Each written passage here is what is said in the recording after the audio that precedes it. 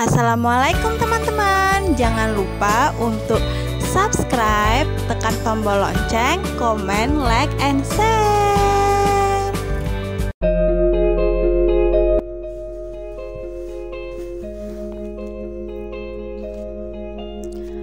Sarah yang tengah fokus membaca buku di sebuah taman dekat rumahnya tiba-tiba terkejut dengan kedatangan Arfan yang kini telah berada di hadapannya dengan membawa seikat bunga mawar dan juga kotak cincin merah hati yang begitu indah.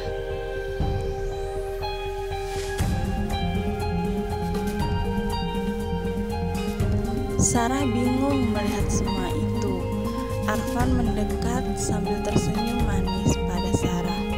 Arfan berlutut di hadapan Sarah lalu membuka kotak cincin dan berkata, "Maukah kamu menikah denganku?" Sarah tak menyangka bahwa Arfan yang setiap malam berada dalam doa-doanya kini melamarnya. Hati Sarah begitu bahagia hingga ia tak bisa berkata apa-apa kecuali menganggukkan kepala perlahan.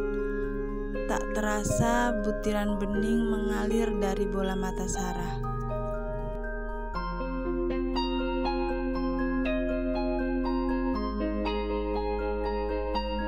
Pasalnya Sarah telah lama diam-diam menyukai teman kerja kakaknya itu. Yap, Arfan sebenarnya adalah teman kerja kakak Sarah di sebuah perusahaan ternama di kota itu. Setiap malam Sarah selalu berdoa agar didekatkan dengan Arfan jika benar ia adalah jodoh terbaik untuknya.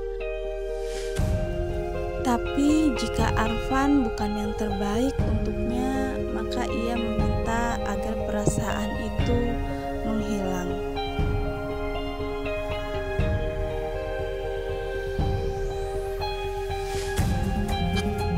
"Kenapa menangis?" tanya Arfan yang bingung memandang Sarah. "Bukankah seharusnya Sarah bahagia?" "Aku hanya tak menyangka hari ini akan terjadi," ucap Sarah sambil terpisah. "Kenapa? Apa karena aku adalah teman kakak kamu?" Arfan kini telah duduk di samping Sarah.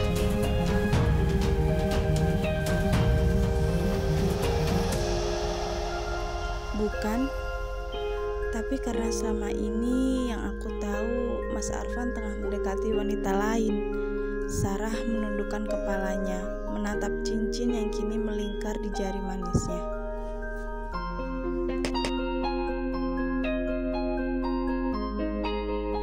"Kata siapa aku tengah mendekati wanita lain? Selama ini Kak Bagas selalu saja pulang membawa barang-barang titipan Mas Arfan. Kak Bagas bilang barang-barang itu untuk calon istri Mas Arfan."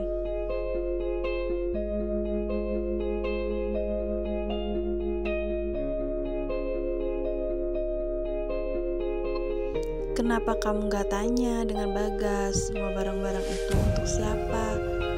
Siapa calon istri yang Bagas maksud?" "Aku gak berani untuk tahu siapa wanita itu, Mas, karena aku takut terluka. Sebenarnya selama ini aku diam-diam sudah jatuh hati sama Mas Arfan." Sarah tertunduk malu, mukanya memerah.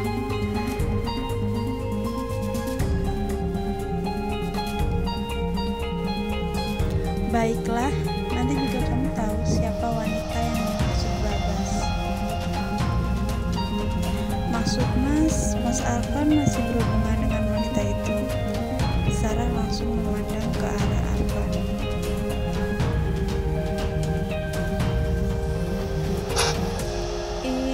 Iya, kamu jangan marah, nanti aku jelasin."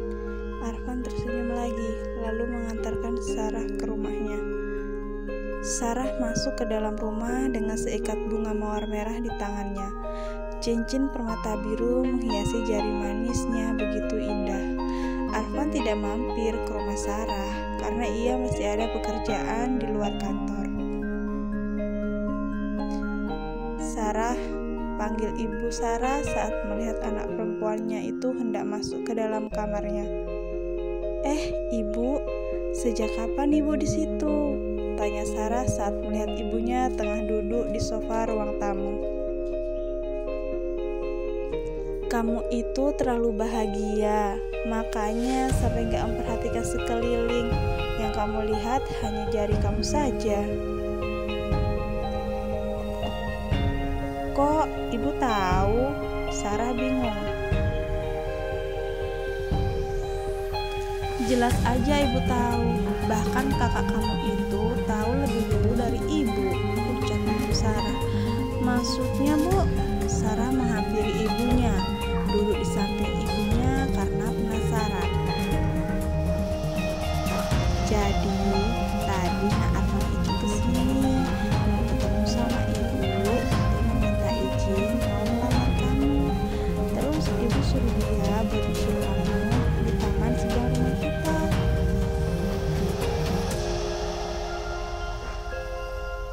Jadi, ibu setuju kalau aku dan Mas Arfan nikah, Bu?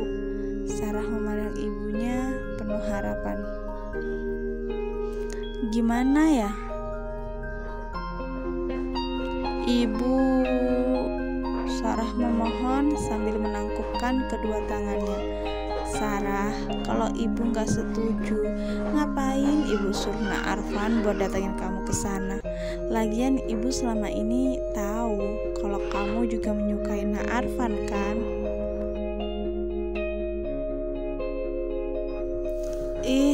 Ibu kok bisa tahu?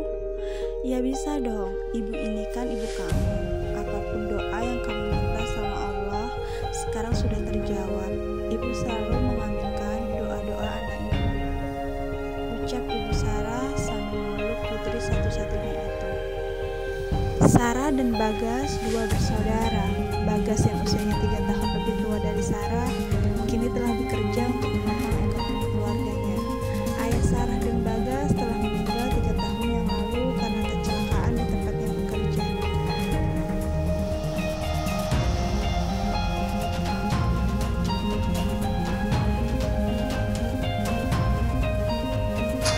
Sarah yang baru saja menyelesaikan kuliahnya memilih untuk mencoba membangun usaha.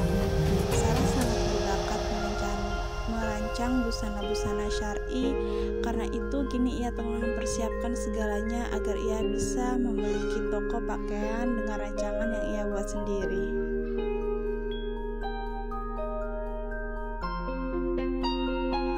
Sarah, suara Bagas saat pulang dari tempatnya bekerja. Sarah yang tengah memotong tempe di dapur langsung menengok ke arah suara. Ternyata Bagas telah berdiri di depan pintu dapur, masih lengkap dengan pakaian kerja dan juga tas laptopnya.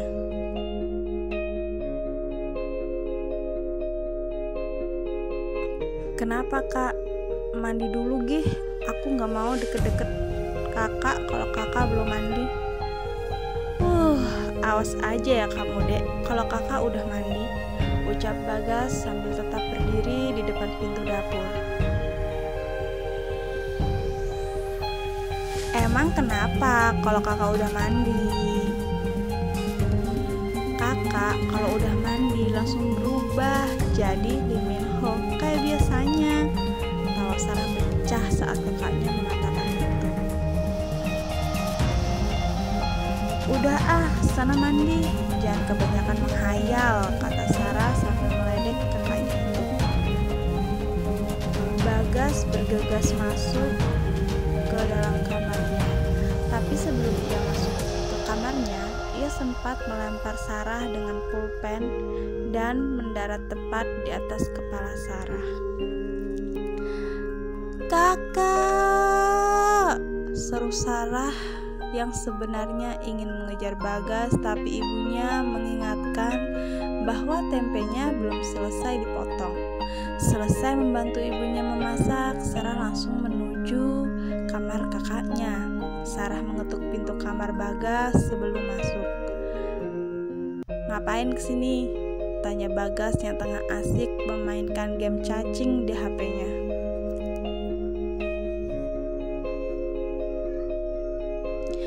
Nggak ngapa-ngapain, mau datangi kakak aja. Sarah duduk di tepi tempat tidur Bagas. Kesininya nanti aja, kalau sayurnya udah jadi, ujar Bagas sambil tetap fokus pada HP yang ia pegang. Mendengar itu, Sarah hanya memanyunkan bibirnya. Kini mata Sarah tertuju pada kotak-kotak yang tersusun rapi di atas lemari kamar Bagas. "Kak," panggil Sarah. Hanya itu yang keluar dari mulut Bagas. "Kak." Bagas masih sibuk dengan HP-nya. "Kakak," seru Sarah kesal karena Bagas menengok ke arah Sarah saja tidak, membuat Sarah merampas HP Bagas begitu saja dan terjadilah keributan. Kejar-kejaran seperti Tom and Jerry hingga ibu datang dan masuk ke kamar Bagas.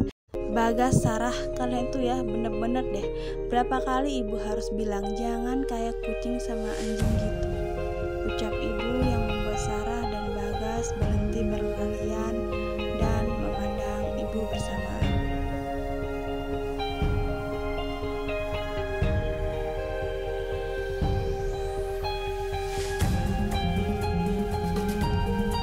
"Siapa bu anjingnya?"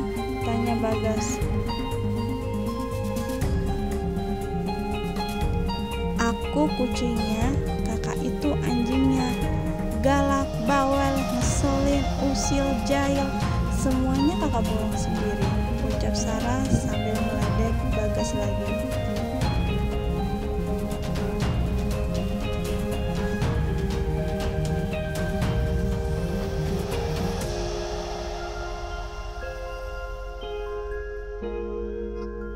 "Yang ada kamu itu bawel, pemarah, usil, manja, dan manja," balas Bagas. "Tuh kan, kakak ini memang kok." Sarah mengambil bantal dan memukuli Bagas, sementara Bagas hanya menghindari pukulan bantal dari Sarah.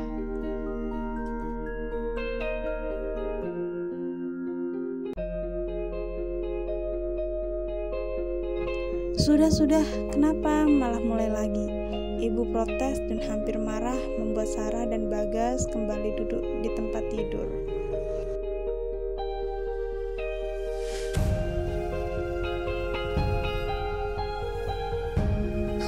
Ibu lalu bergegas kembali ke dapur. Ibu Sarah merasa bahwa hidupnya masih terasa seperti kehidupan sebelum suaminya meninggal, karena kehadiran Sarah dan Bagas dalam hidupnya.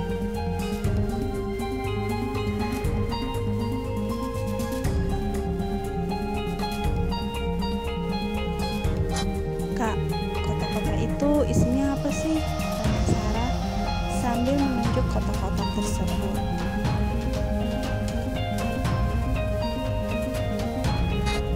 "Mana kakak tahu, itu kan buat calon istrinya Arfan nanti." Bagas kembali cuek karena sibuk dengan HP-nya lagi.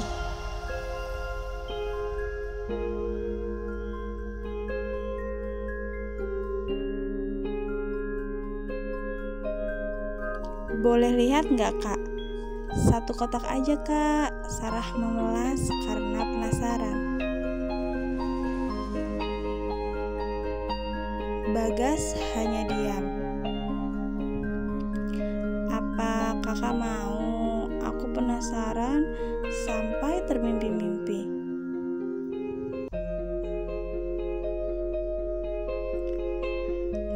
"Udah ah, kamu kan udah dilamar juga sama Arfan, jadi lebih baik gak usah tahu hal-hal kayak gini, nanti malah kamu sakit hati."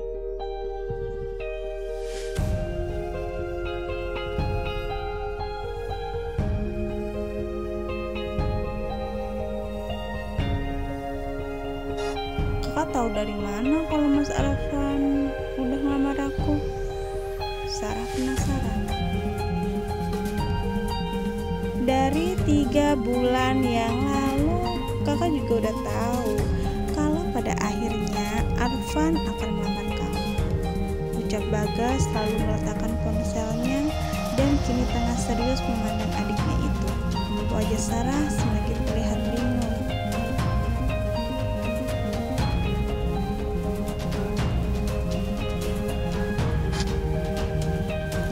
3 bulan yang lalu. Iya sayang, Arfan itu udah jatuh hati lama sama kamu. Tapi baru mulai cerita sama kakak 3 bulan belakangan ini. Masa sih kak? Wajah Sarah terlihat berbinar-binar. Tahu nggak? Semua kotak-kotak itu dari yang warnanya pink, ungu, putih, merah, semuanya buat kamu. Karena kamu menerima lamaran Arfan. Kalau kamu menolak Arfan, semua kotak-kotak ini kakak bakal balikin ke Arfan tanpa kamu harus tahu itu pesan Arfan ke kakak.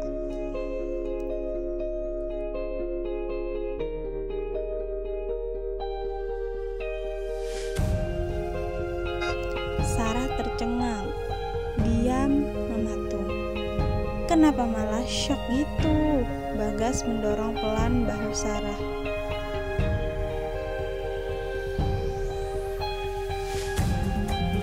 Selama ini kotak-kotak itu buat aku.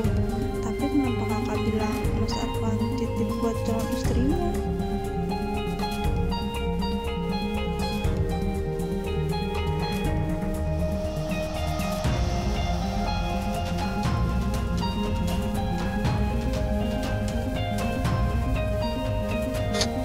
Ya memang buat calon istrinya. Kan kamu calon istrinya. Hahaha. Tawa Bagas pecah melihat sikap Sarah saat ini.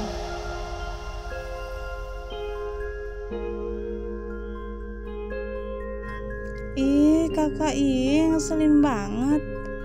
Udah jangan ngambek. Ambil guys semua kotak-kotak itu, bawa ke kamar kamu sana. Selama sebulan kau harus nyimpan kotak tiap harinya sampai penuh gitu lemari kakak.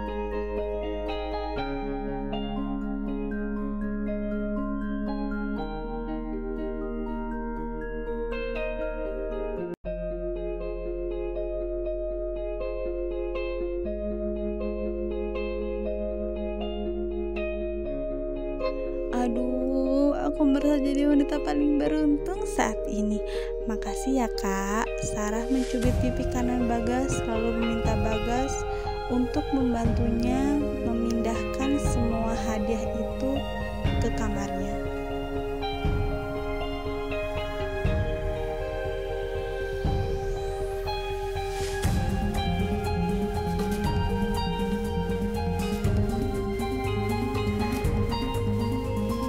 Sepuluh kotak yang harus Sarah buka.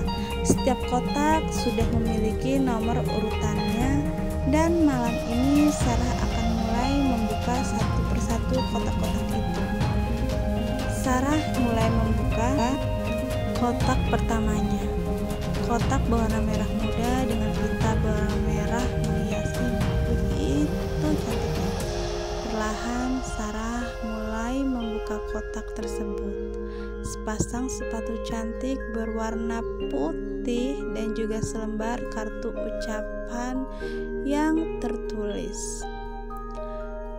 Aku nggak tahu ukuran sepatu kamu Sarah, tapi menurut info yang aku dapat ukurannya 39. Benar tidak? Semoga kamu suka sepatunya ya.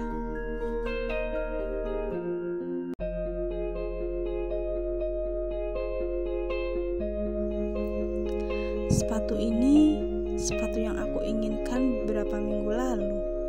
Sarah memandang sepatu itu. Bagaimana Arfan bisa tahu jika Sarah mengincar sepatu itu? Kotak kedua berwarna putih dengan pita berwarna coklat tua. Sarah membukanya dengan penasaran. Apa isinya? Ternyata sebuah set gamis cantik berwarna navy dengan rendatila berwarna krim. Sangat-sangat cantik. Kartu ucapan itu langsung Sarah baca. Lagi-lagi aku tak tahu ukuran. Kali ini baju kamu. Tapi untung saja Mbak penjaga tokonya. Jika aku amati secara fisik, hampir sama seperti kamu. Jadilah aku ikuti ukuran Mbak penjaga toko itu. Hehehe. Sarah tertawa membaca kartu kedua itu.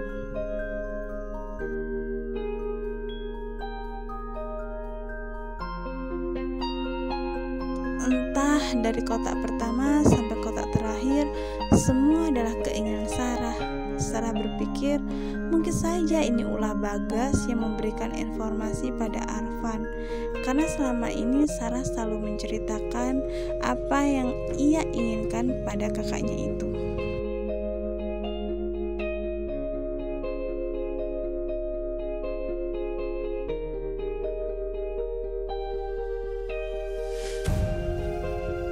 Dari sepatu, baju gamis, sandal, parfum, coklat, buku novel, kaset DVD, boneka, panda, perawatan wajah, dan kotak terakhir berisi gelang perak yang begitu indah dan sebuah surat dari Arfan. Assalamualaikum calon istriku. Jika kamu membaca surat ini, itu berarti kamu sudah memakai cincin permata biru jari emas kamu. Itu pertanda aku sudah memintanya untuk menikah denganmu. Karena jawaban kamu adalah iya, aku akan segera memberitahu orang tuaku untuk melamar kamu secara resmi. Kami akan datang ke rumah orang tua kamu. Terima kasih karena kamu mau menerima lamaranku.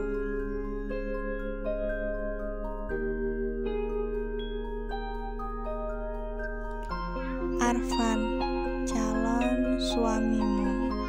Sarah tersenyum dan terharu.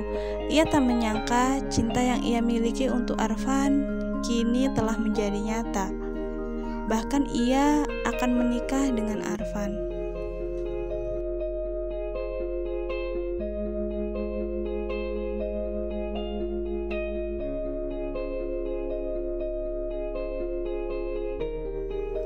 Pernikahan Sarah dan Arfan digelar 3 bulan setelah lamaran.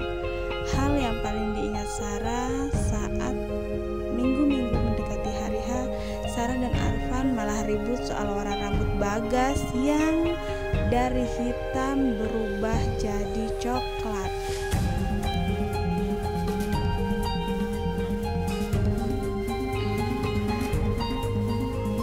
Sarah marah karena Arfan yang menemani Bagas untuk merubah warna rambut.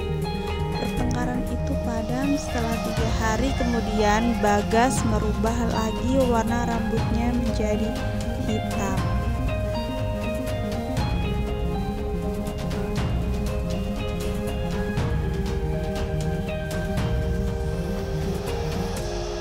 Setelah menikah, Sarah tentunya ikut bersama Arfan, tinggal bersama ibu mertuanya yang memang memiliki sakit diabetes.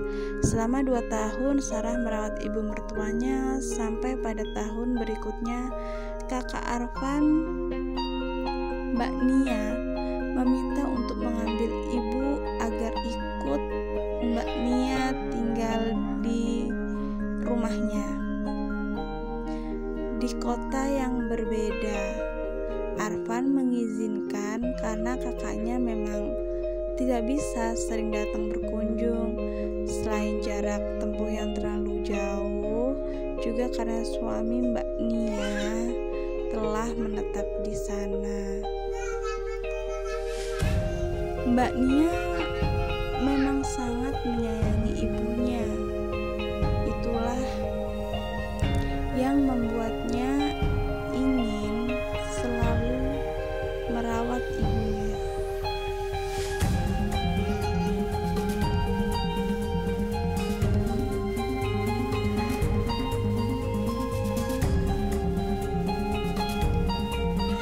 Lima tahun kemudian, pernikahan Arfan dan Sarah tak kunjung memiliki momongan. Sebenarnya Sarah dan Arfan dinyatakan sehat, hanya saja Sarah sedikit mempunyai kendala, tapi bukan berarti tidak bisa hamil. Maka dari itu dokter memberikan resep vitamin untuk Sarah.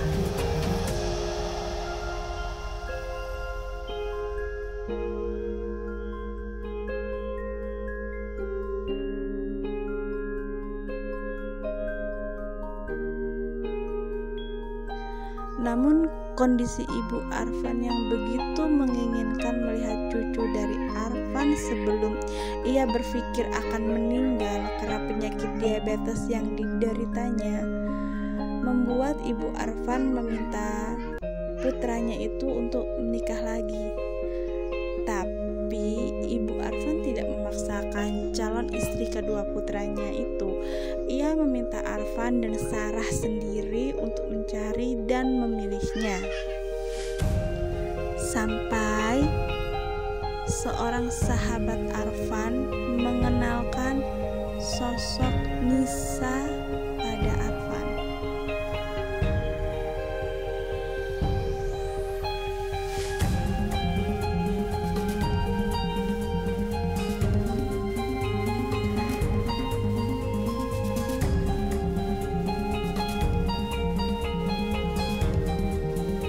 Itulah awal mula kesedihan, kesabaran, kekuatan, dan kepercayaan Sarah diuji. Bersambung.